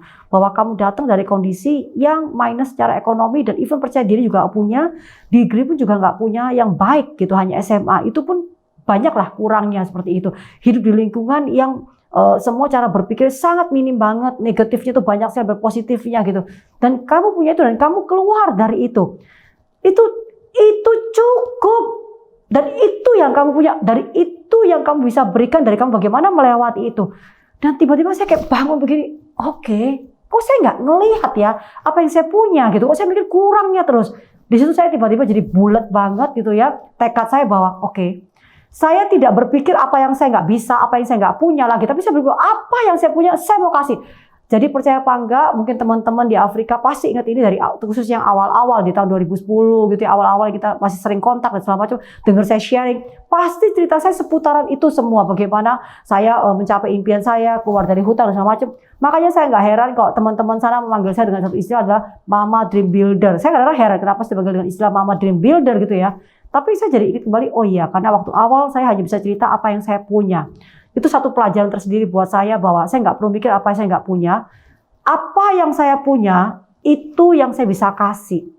Dengan perjalanan itu, I feel so loved. Seriously, I feel so loved by every one of you waktu saya memulai start di Afrika di sana. Kenapa? Karena saya merasa bahwa benar-benar bahasa kita itu nggak sama. Kalian juga bukan yang dari bahasa Inggris ya, asli mother language kalian itu bahasa Prancis, mother language saya bahasa Indonesia gitu ya. Dan I feel apa ya, kalian support tuh luar biasa ke saya gitu. Jadi sehingga saya nggak merasa saya punya kekurangan, saya nggak bisa, tapi saya merasa bahwa saya diterima dengan sangat baik oleh kalian dan I feel home dengan apa yang terjadi pada saat saya memulai start di sana ya. Dan kita bukan baru kenal lama, tapi kita kenal baru waktu itu, tapi kalian bisa begitu terbuka ya. Dan kalian follow kita one current, one team gitu ya. Saya really bahwa kalau bukan gitu ya Tuhan yang menempatkan dan mempertemukan, saya nggak percaya dan namanya kebetulan. Saya percaya bahwa itu memang sudah direncanakan. Dan itu juga saya katakan bahwa mengalami semua itu kalau saya nggak melewati satu proses dan juga kemudian juga satu sekolah selama saya start waktu dari awal dengan teman-teman yang saya start dari Surabaya, di Indonesia sendiri gitu ya, dengan kejadian-kejadian, dengan pertemuan-pertemuan saya hadir di FFG, itu juga akan shape saya waktu saya di 2010 itu. Jadi benar-benar menurut saya I feel so loved by every one of you. Ya memang itu yang perjalanan saya dimulai hanya dari sebuah dream sebenarnya. Kalau bukan karena start by dream, waktu itu saya juga nggak mungkin bisa ada saya hari ini gitu. Karena kan kekurangan uang sebenarnya pada saat awalnya gitu. Hanya dreamnya simple aja, mau lunas hutang sebenarnya. Nah kemudian diingatkan dari setiap pertemuan ke pertemuan itu adalah kalau sudah dream tercapai, set new dream. Kalau udah tercapai, set new dream lagi. Jadi kayak jadi satu kebiasaan gitu. Jadi kalau misalnya terlalu lama di satu tempat gitu ya, sudah kecapai nggak ngapa-ngapain, saya juga berasa kayak Fred juga nggak enak rasanya gitu. Jadi kayak nggak ada adrenalinnya kayak gitu loh. Jadi ya saya suka aja dengan panggilan itu. Kenapa? Karena itu merimain me sebenarnya. Bentuk panggilan itu sebenarnya adalah sebuah tanggung jawab besar buat saya sebenarnya. Saya satu hal yang saya berterima kasih ya, seperti saya katakan di awal bahwa dalam cerita-cerita saya gitu ya, bahwa saya juga melewati sesuatu bukan berarti saya selalu positif, saya 100% pasti positif, nggak pernah negatif juga enggak gitu. Kalau misalnya dibilang bahwa wah ini strong banget momentumnya gitu ya, enggak juga. Ada momen-momen juga ada lowest moment buat saya gitu ya. Oh nggak pernah takut, enggak juga. Kayaknya faith tinggi, enggak juga gitu. Tetap aja saya bisa, faith saya juga bisa turun gitu ya. Saya bisa ketakutan, itu semuanya saya punya gitu. Tapi yang saya suka adalah pada saat saya mengerti bahwa saya dikelilingi oleh orang-orang gitu ya, oleh orang-orang yang mereka juga achieve their dream dan mereka sharing dreamnya lagi gitu ya. Sadar apa enggak? Mungkin kalian nggak sadar kali gitu ya. Tapi kalian sebenarnya sedang juga membangun satu pagar juga. Itu mengelilingi saya, nguatin saya balik gitu. Jadi setiap kali saya melihat orang yang mencapai dreamnya, mereka berhasil, saya happy banget. Kenapa happy banget? Saya berasa saya dijaga dan saya berasa saya dikuatkan dan booster me seperti itu. Dan benar-benar itu satu anugerah ya buat saya. Saya didorong naik. Ya kalau saya terus dibuat naik itu karena saya dikelilingi oleh orang-orang yang terus mendorong saya naik karena mereka juga mencapai level mereka dan setelah itu mereka achieve lagi. Itu perasaannya luar biasa buat saya. Saya melihat orang-orang yang berjuang mencapai impiannya itu sungguh buat saya itu seperti sebuah film yang bermain dan juga di angle yang lain juga seperti mengingatkan saya bahwa sebenarnya itu dalam hidup itu nggak ada ceritanya itu retire dalam hal dream ya. Itu satu poin gitu. Di poin yang berikutnya adalah pada saat melihat mereka berjuang dan mereka mencapai. Saya gini, so wow gitu ya. Wow-nya kenapa? Karena actually mereka juga menginspirasi saya dari angle yang berbeda gitu. Karena ingat bahwa as a human being saya juga mengalami namanya yang positif sekalipun juga bisa negatif. Oke, yang punya faith sekalipun juga bisa juga lost faith. Jadi mereka itu seperti kayak malaikat yang dikirim juga sama-sama yang saya lihat secara langsung. Karena saya lebih pembelajar yang melihat kisah nyata daripada pembelajar yang membaca secara ini ya. Melihat kisah nyata langsung itu saya jauh lebih gampang dapat sebenarnya. Jadi mereka itu menjaga lingkar circle saya gitu. Dan ditambah juga membantu saya akhirnya memahami satu hal yang tadi saya pernah cerita bahwa saya tadi mikir bahwa kayaknya saya bisa kasih apa gitu. Cerita saya biasa-biasa aja menurut saya dan semua orang juga banyak kok yang lebih punya cerita bagus-bagus gitu. Tapi waktu saya diingatkan bahwa yang kamu punya ya kamu bisa kasih. Yang kamu nggak punya ya kamu nggak bisa kasih gitu. Nah waktu saya ngeliat mereka mencapai seperti itu dan sampai mereka cerita aduh terima kasih karena inspired by you dan segala macam gitu ya. Saya pikir apa yang saya inspirasi, saya nggak merasa apa-apa, cerita saya lewatin aja sebenarnya. Tapi saya jadi ingat bahwa ini loh. Sebenarnya nggak usah mikir apa yang kamu punya, ya udah bagi aja. Ya nggak punya nggak usah dibagi. Nah ternyata ini memberikan satu kekuatan bahwa tidak ada satu kejadian yang kebetulan. Nah itu yang membuat saya akhirnya more grateful. Jadi waktu misalnya teman-teman yang berhasil, saya ingat mereka mencapai impiannya gitu ya. I become more grateful karena saya tahu sebenarnya walaupun mereka ngomong thank you, satu sisi saya senang seperti itu ya menerima penghargaan seperti itu ya. Tapi di angle lain saya tahu bahwa kata terima kasih itu mengandung beban tanggung jawab juga buat saya. Tapi itu saya lihat bahwa terima kasih mengingatkan saya kemarin. Kalau saya menolak yang kemarin, saya hanya lihat kurangnya aja, saya nggak bisa. Saya pasti nggak akan fokus pada apa yang saya punya dan cerita apa yang saya punya dengan begitu dengan begitu entengnya gitu. Tapi saya tahu saya grateful atas hidup saya yang kemarin yang saya dulu pernah anggap dalam satu momen kok beban ya hidup saya kok begini ya kenapa kok saya lagi gitu ya. Tapi saya tahu bahwa pada saat saya menerima sebagai satu tanggung jawab dan saya diberi kepercayaan itu become miracle buat saya. Bagaimana perasaan saya menjadi inspirasi orang bilang inspirator kayak gitu ya, orang-orang bilang thank you my inspiration dan segala macam gitu ya. Sebagai manusia biasa pasti seneng ya, nggak ada yang nggak suka gitu. Itu satu penghargaan yang tinggi sekali itu buat saya gitu. Yang tentu kedua adalah sebagai bentuk tanggung jawab gitu. Tapi yang hal lain yang saya lihat adalah begini. Itu seperti nge-push saya untuk lebih lagi bertanggung jawab dalam hal-hal perjalanan hidup saya sendiri gitu. Dan mengajarkan saya lagi adalah begini, itu bukan karena kekuatan seorang Ailing, tapi itu karena kekuatan atas dipercaya aja sebenarnya. Nah, itu merimain me back lagi, oke, learn to be grateful. Ngajarin saya lagi untuk setiap kejadian yang saya alami, apapun itu, maupun yang kalau suka gampang ya, yang misalnya saya nggak suka ya, menurut pandangan saya gitu, saya nggak suka gitu ya. Saya harus bisa belajar melihat dari angle yang sisi positif, yaitu part of grateful. Nah, itu mengingatkan saya terus-menerus bahwa Ling, belajar untuk grateful in any situation, no matter what. Itu yang menjadi satu kayak reminder me sebenarnya. Salah satu alasan kenapa saya mau sharing gitu ya tentang perjalanan hidup saya, dan sering saya berpikir perjalanan hidup saya ini biasa sebenarnya. Banyak orang yang jauh lebih dari saya, lebih berjuang, lebih struggle tuh banyak sekali, dan saya merasa normal-normal aja sebenarnya punya saya ini gitu. Tapi seperti poin pertama saya katakan bahwa saya nggak bisa kasih apa yang saya nggak punya, itu satu gitu ya. Saya bisa kasih apa yang saya punya itu. Terus poin yang kedua, saya cuma mikir gini, saya waktu melewati masa-masa tough time saya, kalau bukan karena saya mendengar sharing orang, even simple, saya juga nggak akan saya bangkit waktu itu. Jadi saya berpikir egois banget kalau misalnya saya nggak sharing gitu, walaupun sederhana. Bukan soal sederhananya gitu. Tapi contoh misalnya ya, saya merasa waktu awal gitu ya, saya merasa itu sebenarnya bisa nggak saya ya, bisa nggak saya cuma lulusan SMA, nggak pinter bicara, ya, nggak punya banyak teman, nggak punya uang untuk memulai, harus berhutang, bisa nggak ya gitu.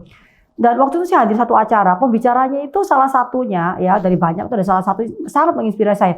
Lulusannya cuma SD dan mencuci piring gitu kan. Saya pikir gini, SD, saya SMA.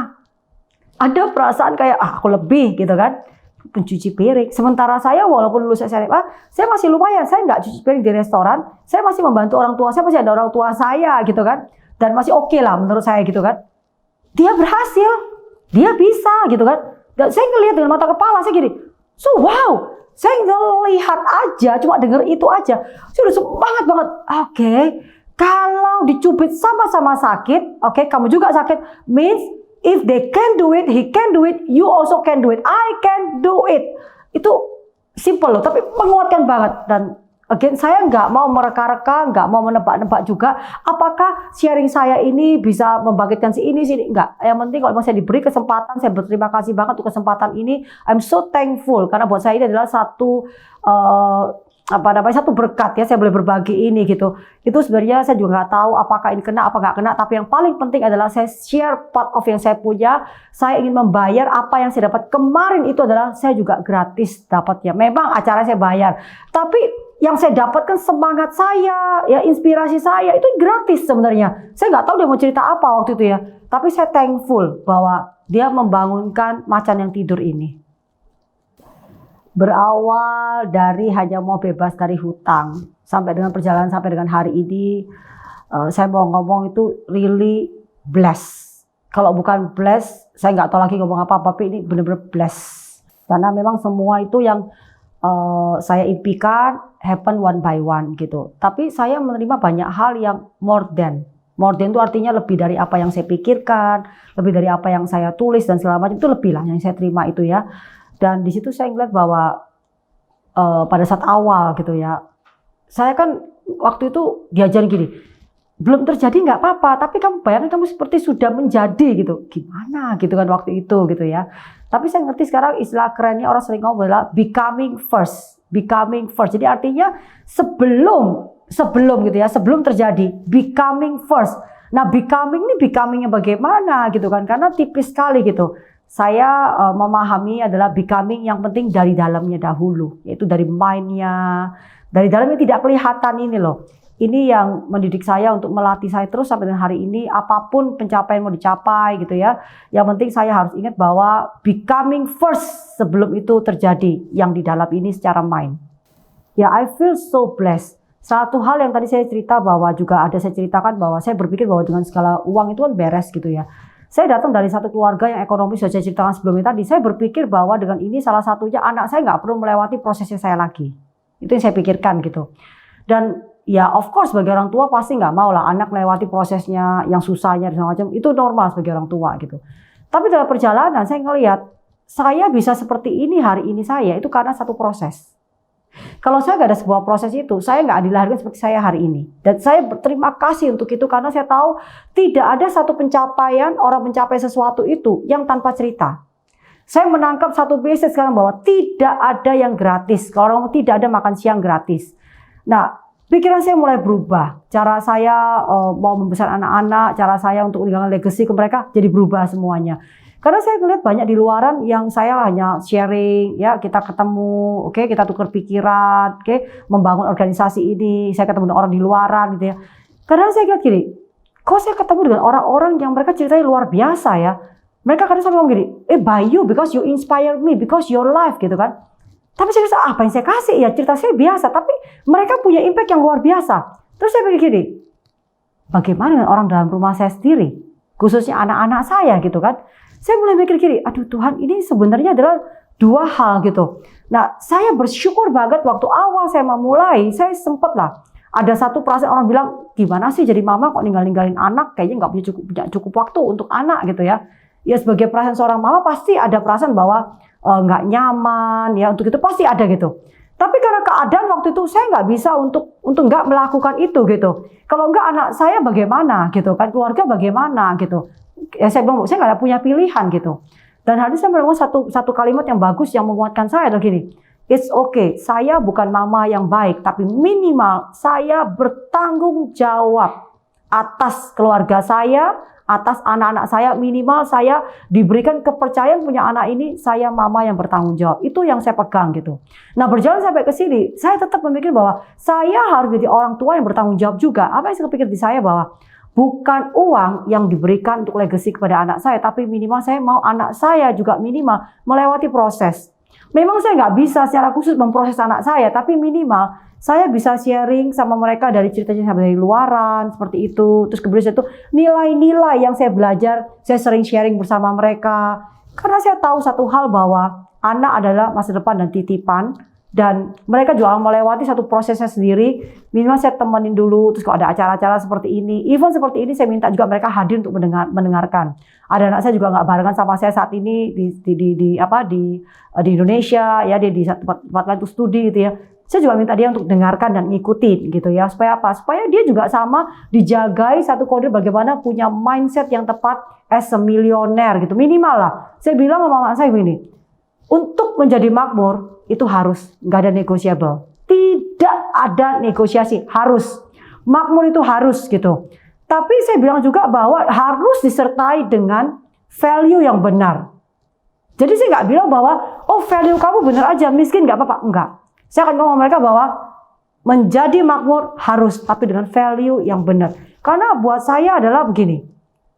Saya tahu persis banyak orang bilang, uang bukan segala-galanya. Saya juga ngerti.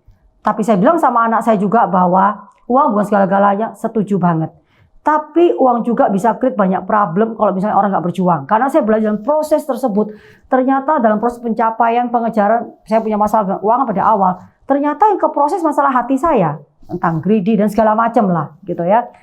Dan bagaimana grateful, merasa cukup apa enggak, itu ternyata mencampur aduk menjadi satu. Contoh simpel aja saya sharing tadi bahwa mengenai pemilik, pengelola, mungkin kalau saya nggak melewati proses, saya nggak ngerti loh tentang prinsip pemilik, pengelola, saya nggak ngerti. Saya bersyukur ya saya punya komunitas, teman-teman dari berbagai negara yang secara langsung maupun nggak langsung itu sudah membentuk cara berpikir saya seperti itu ya. Itu efeknya apa? Efeknya adalah pendampingan saya kepada keluarga, khususnya anak-anak itu saya merasakan ini apa namanya dalam tracknya. Minimal saya pernah melewati seperti itu kemarin.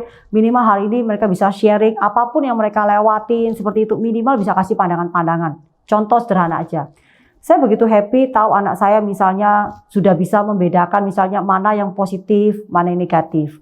Tontonan yang baik sama tontonan yang nggak baik misalnya. Itu saya syukuri.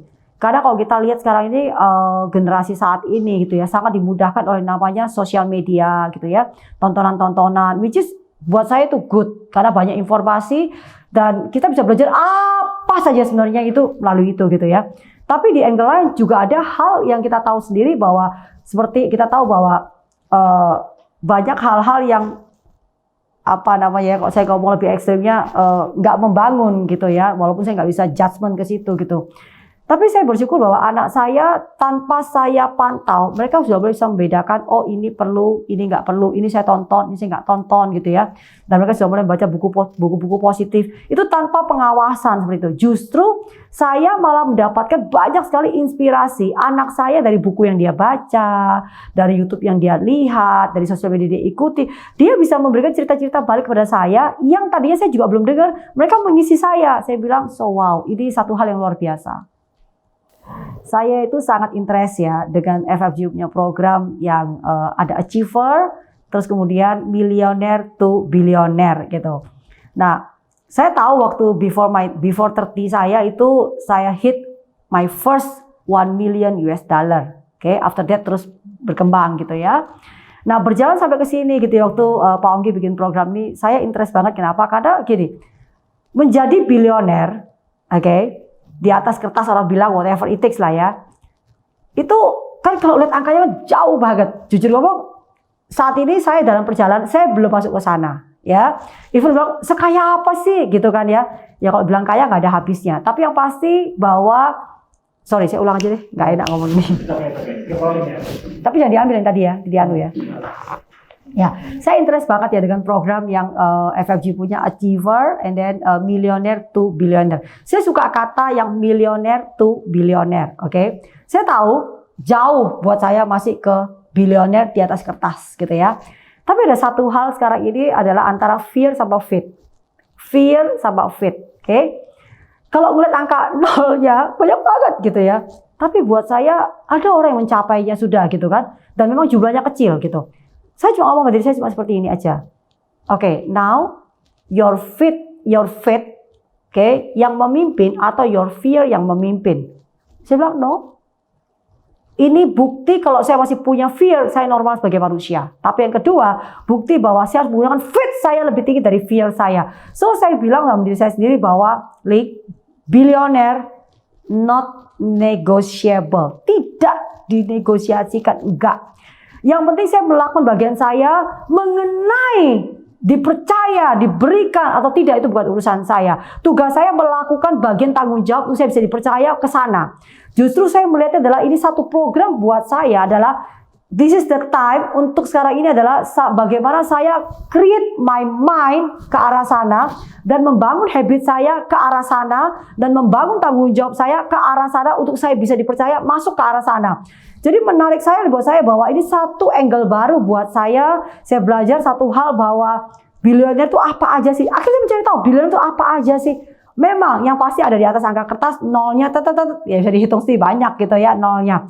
Tapi di angle yang lain saya tahu bahwa billionaire itu berbeda dari orang kebanyakan. Makanya kenapa mereka nggak banyak jumlahnya.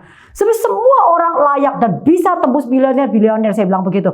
Tapi yang membuat beda adalah bagaimana konsistensi in self-discipline-nya. Konsistensi in self-discipline-nya, bagaimana tanggung jawabnya, bagaimana cara berpikirnya. Dan hal simpel waktu saya baca, oh billionaire itu mereka ternyata punya satu disiplin yang rutin. Salah satunya misalnya mereka punya waktu untuk bangun pagi. Saya ikut, oke?